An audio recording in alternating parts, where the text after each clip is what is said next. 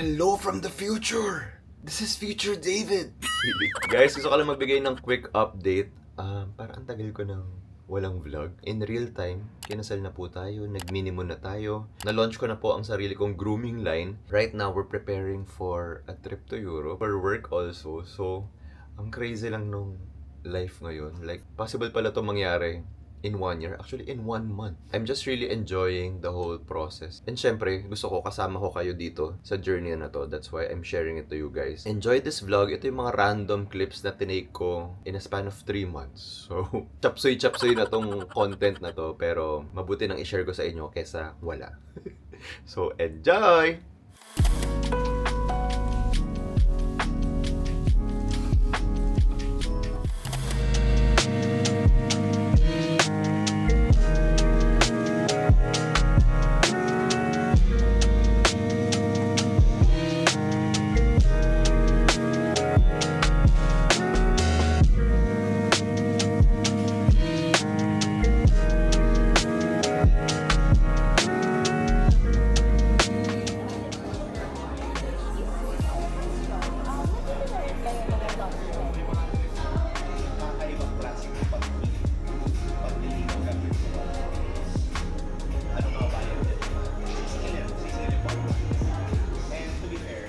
Hi guys, so we just came back from a meeting and look what arrived! Wow! Iba ang Fendi. Parang Fendi lang ang laging nagpapadala sa akin and sobrang grateful ko kasi sobrang generous nila magbigay ng mga bags. Alam ko na naman itsura nito kasi ako pumili nito. Ang maganda sa Fendi kasi meron kang choice. Magsisend sila ng list sa'yo ng mga bags na pwede nilang i-gift sa mga creators. Tapos, you can choose.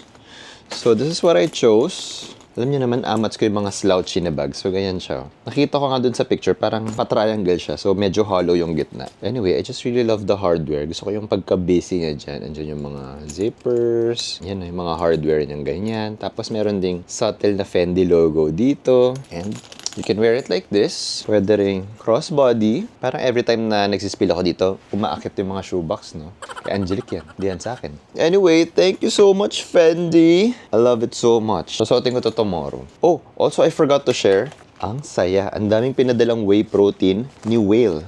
Whale Nutrition Co. So they have clean caramel.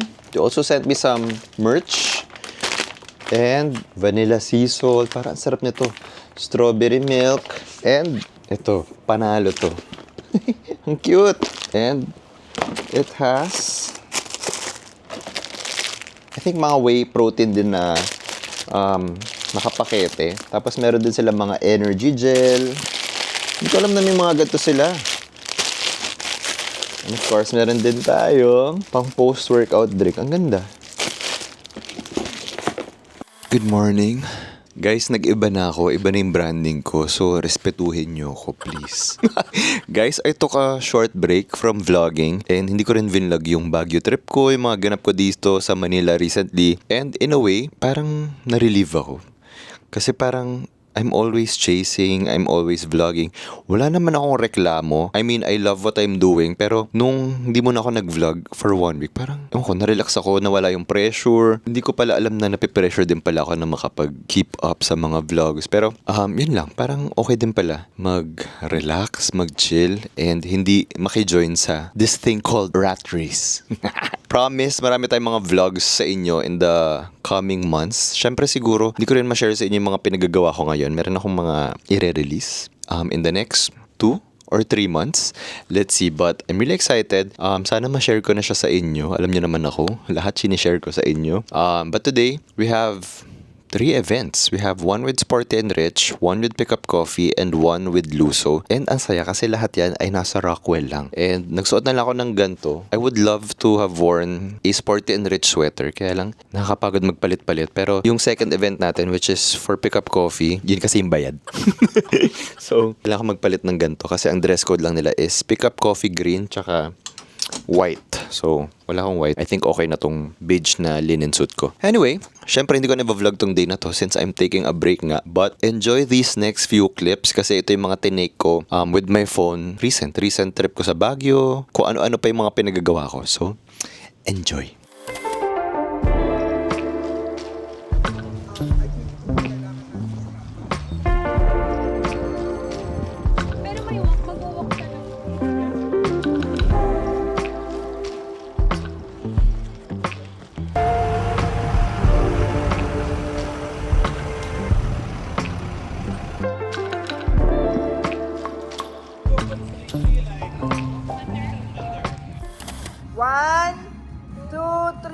shoot!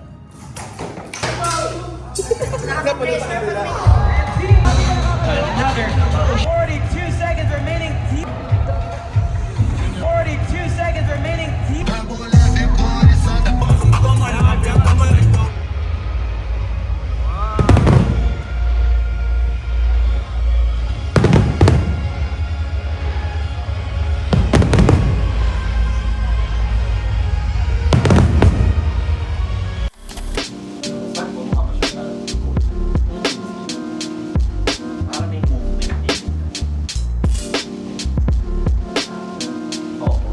So that's why first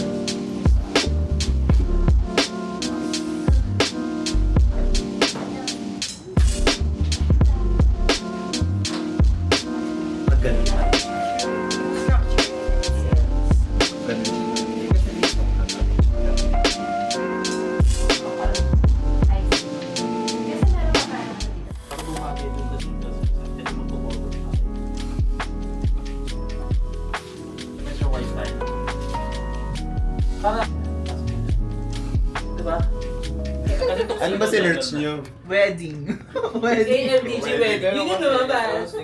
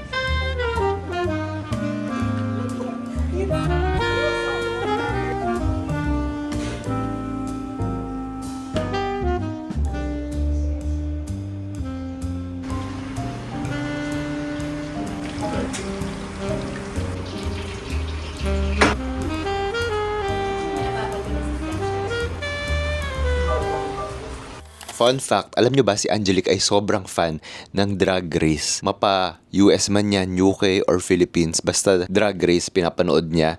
To the point na siguro nakanood na kami twice sa mga live ng mga drag shows. So pati ako ay nanonood na rin. Ang saya kasi mukhang go tayo kay Marina Summers na magpa-perform sa wedding, sa reception. So, actually at first, gusto ko siyang surprise. Pero since si Angelique, lagi yan chinecheck yung phone ko. Nakita niya ata yung message ko kay Marina Summers. Pero, nag-guess si Marina Summers dun sa wedding reception namin na magpa-perform siya. Pero, I don't want to get my hopes up kasi sabi niya parang baka may out of town siya noon. Pero, sinave niya na yung date na magpa-perform siya. Pero, what if may last minute cancellations? Ayoko kasi nang gano'n na mapapaasa siya. Although, alam niya na baka mag-perform si Marina Summers dun sa wedding. I guess kasi nung nag-start na kami mag-wedding planning last year ni Angelique, nag-message na ako dyan kay Marina. Tapos siguro marami nagdi-DM sa kanya, hindi niya na nabasa. So, 2 weeks ago, sorry siya ng sorry sa akin na sorry ngayon ko lang nakita. To make it up to you, gift ko na sa inyo yan ni Angelique. So, I guess alam na rin ni Angelique na mag-perform siya. Pero, just in case, binuko na rin si Arizona Brandy kasi si Angelique, isa yan siguro sa mga top artist niya sa Spotify kasi lagi niya piniplay yung Arizona B is for Budots. Favorite song niya yan. Ayan, tawan-tawa kami kay Arizona Brandy. So, ako naman, ang favorite ko is si Hanabeshi. So, ang ginawa ko, kinausap ko si Miss Cha, yung manager nila. Sabi ko, pwede bang mag-medley si Hanabeshi tsaka si Arizona B ng yung mga usual nila pero mag-a-add ako ng yung mga iconic lines ni Angelique from Miss Universe, from the cheer dance competition. Sinend ko sa kanila yung mga nakikita ko sa TikTok, yung mga ibalik ang corona sa Espanya. So parang na-excite sila Hanabeshi. Kumbaga sabi ko, kung kailan ko mag-add ng additional budget para magaya nyo yung outfit ni Angelique. Magandang surprise yun, di ba? So ngayon naman, kakutsaba ko yung wedding coordinator namin na si RC na parang, paano ba sila lalabas? Paano ba surprise si Angelique? Kailangan iba yung dressing room nila at dapat hindi sila magkakitaan kasi for sure si Angelique mag-change outfit pa from reception to after party. Yun, inaayos na lang. Buti na lang meron tayong wedding planner. Nag-aayos ng lahat ng to kasi baka mahuli ako ni Angelique. Hi guys, it's another day of wedding errands. Today we're gonna do something exciting. Tasting of our custom ice cream flavor at Kurimu. Actually, we love Kurimu so much pero narealize namin we've been sleeping on so many ice cream flavors. We went here last month to try all the flavors kasi yung mga typical na in-order namin is black sesame, shoyu caramel. Narealize namin na ang dami pa palang mga flavors dito and yung owners sila Brian and Maxine, they suggested that we create our own ice cream flavor for the wedding. So nagbigay kami ng list ng mga favorites namin like buttercream, tres leches, horchata, mga ganon. We chose not to include tiramisu because that's our wedding cake already, para di umay. But we really do love tres leches, horchata, and everything na mga ganong flavors. yes, so actually itong buong wedding process, instead na maging stressful siya, parang mas naging inspiring siya for us kasi ang daming nako-connect sa amin ng mga talented and creative people. So, nakakamiss yung manok. Na-distract na. Parang na-inspire lang talaga kami. So, let's go. Based on your brief, I was looking at the list. So there was oat milk, horchata, and then there was honey. But I was watching one of your vlogs na you guys went to Copenhagen. Yes. So I kind of combined all the concepts into a cardamom bun. Oh, wow. So it's like a horchata cardamom bun. Half is made with oat milk, half is made with real milk. Oh. Yeah. Tayo lang. They want this. Tsaka they always say na, hindi ka makakain sa wedding mo. Hindi. Kakain ako sa wedding. Nag-shoot na ako para makalabas ako ng reception. Nakuha ko na yung bite agad. Croissant yun? May croissant. Candied croissant. Wow. Sino yung may consensus na matamis? Si milk ba or si oat? Matamis ako sa milk. Oat yung gusto ko. Baka baka yung candy croissant kasi yung matamis. Maybe. I wanna try the oat to super see. nice na you guys tried different. Pero may bits din ta. They both have. Pareho. So it's not entirely vegan. Pero let us know in terms of texture. Mas balance. dito. Yes. Sarap ng oat.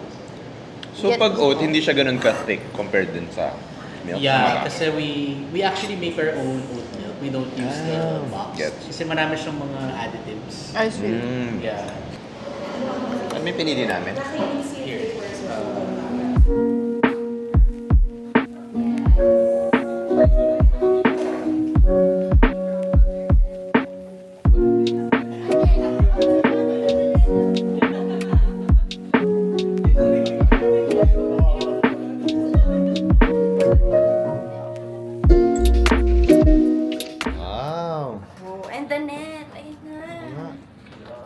Parang lumiit nga.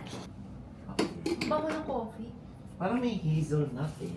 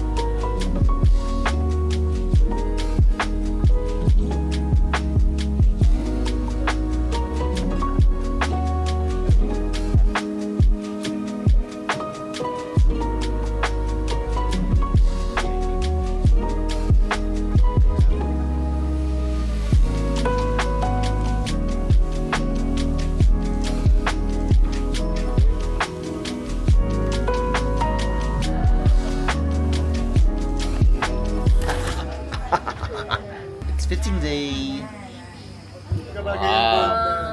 Maya, Maya. Hold hands, hold hands. Love the dear. Hold my hands. Ito na lang. Ano kanina eh. Invite na nga yan sa main. Wala siya dun eh. Wow! Ganda ah! Oh! Ang ganda! Number 2! That's the number 2! Wow! Wow! Wow! Ang pelvic bone. Ang pelvic bone. Abusado kayo yung... Ganda. Wow! Kita yung discoloration. I'm a runner. Yes! Ganda! Ganda. Happy nila. Ay, talikod, talikod. Wow! Wow! Wow! Marami po Happy sila. Video.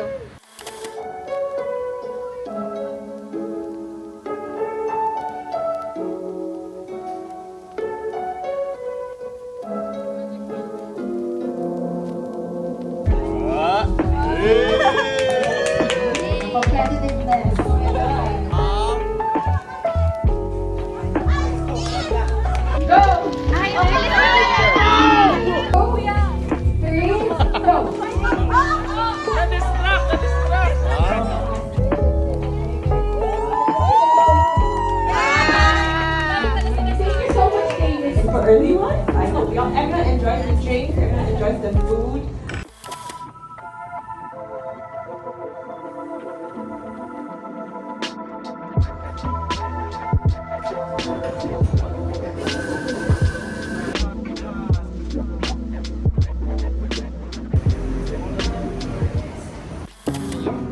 So, mas ito yung perfect for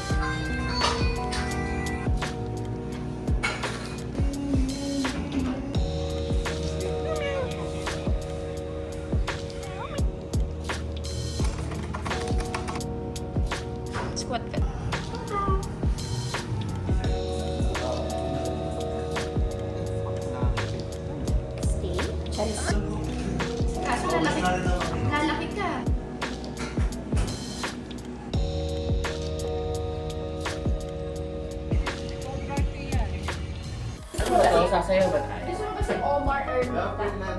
Uy, ano yung sayaw nyo na ano? Oh my God! Hindi ko in-imagine yung sa'yo, babe. Uy, dancer ako. Hindi kita ba nakikita sumasayaw na nandito sa studio mo, ah? I present to you a princess. You show me dreams. I got my jaggy suit. I got my jaggy dress. Exciting.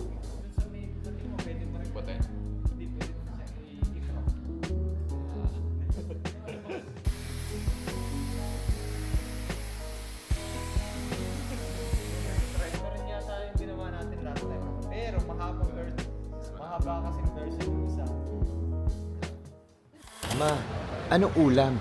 Guys, we're looking for a tray for our tiramisu. Binigyan na kami ng deadline ng supplier namin. Wala siyang mga trays. So kami ang magpo-provide for her. Love ito. It's getting real, guys. And I'm hungry. 6 days to go. Wala akong voice. Paano naman naubos? Oo nga eh, pagkagising mo rin, di ba may sipot ka? Di para magkasakit tayo. But at 6 days to go, hindi ko alam na meron palang mga rehearsal pag ikakasal. Or depende rin sa church. I think depende sa church. Oo, paano ba? May mga blocking? Hindi ko alam eh. Pero kasama namin yung wedding coordinator namin. Yung church namin, St. Alfonso's, I think requirement siya. Anyway, 6 days to go. Kanina, nasubmit ko na lahat halos yung mga deadlines ko sa trabaho. Tomorrow ba meron pa akong TikTok live? Kumakayod pa. Pero sinabi ko sa management ko na last day of posting ko is May 18. May 19 yung kasal. Clutch pa. So lahat ng mga sponsored post ko, popost ko ng May 18. Tapos nagpagupit na rin ako. Ayan, tinupad ko po ang request ni Madam. Hey. Na walang mulet. Ayan, para malinis din. And I think it's the right decision din kasi ayoko naman i-regret in the future. Tsaka yung mga suit ko kasi is medyo matataas yung collar. So ang pangit naman yung parang may mga buntot. Hindi ko gusto yung mga ganun. I'm happy with this. Medyo siguro ayusin na lang namin. Siguro mas classic or mas timeless yung vibes niya. Syempre, part talaga ng wedding planning is yung mga family internal na mga issues. So hindi mawawala yan. So, I vow, magsa-stop na sa generation na to. Pero, Yung ganun. Like, pag ikakasal yung anak ko, hindi na ako makikialam talaga. Anyway, sabi rin ni Vin, yung designer ko, sa church, tapos na yung suit ko. Hindi ko lang alam kung mag-fitting pa ba kami or kita-kits na lang. Anyway, ayun na, magta-10:30 na. So, let's go to the church. Beautiful. Medyo naririnig lang yung highway, no? Sir, talaga lahat yung eksena.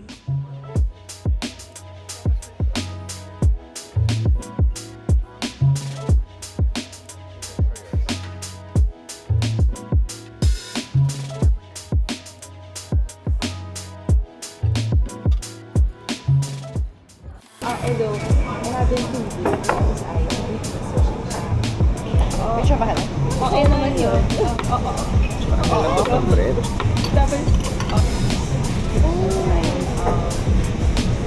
may continue kaming detail na parang yeah, old things.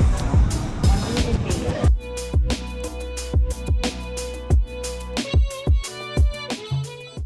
Good morning guys! Today is our groom shoot. Saan pa kayo nakarinig ng ganun? Ang arte ng groom.